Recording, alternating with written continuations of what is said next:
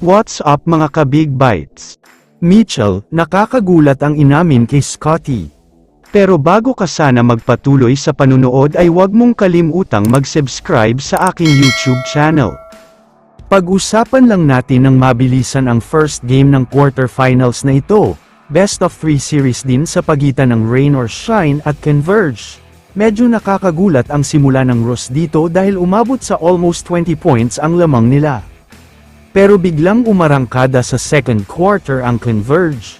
Binura nila ang kalamangan ng Rain or Shine, at nakakuha pa nga sila ng 2-point lead, kaya naman biglang dikit ang score sa pagtatapos ng second quarter.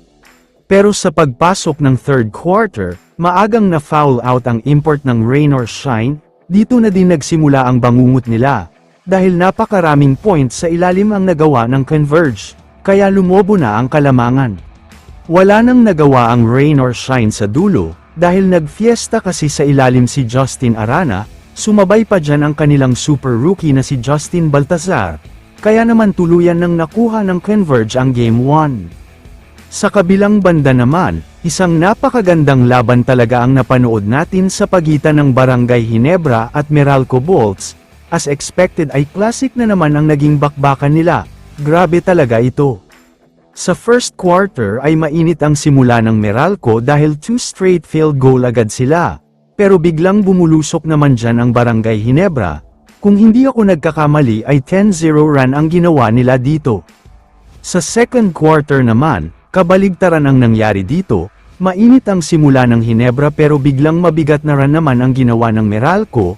Kaya naman from 13 points ay naging 3-point lead na lang.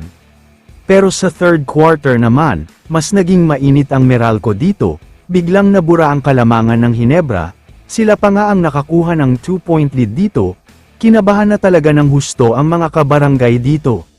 Pero sa fourth quarter naman, Showtime RJ Abarientos at Scotty Thompson ang nangyari, dahil silang dalawa talaga ang bumuhat sa Ginebra, kaya naman sa isang iglap lang ay lumobo na ang lamang at nanalo na sila.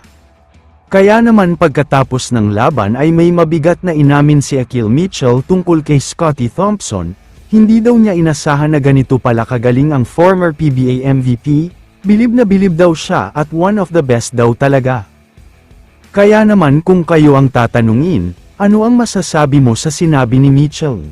I-comment mo naman ang opinion mo tungkol sa tanong na ito. Dito na muna nagtatapos ang video na ito. Maraming salamat sa panunood mga ka-Big Bites. God bless sa inyong lahat.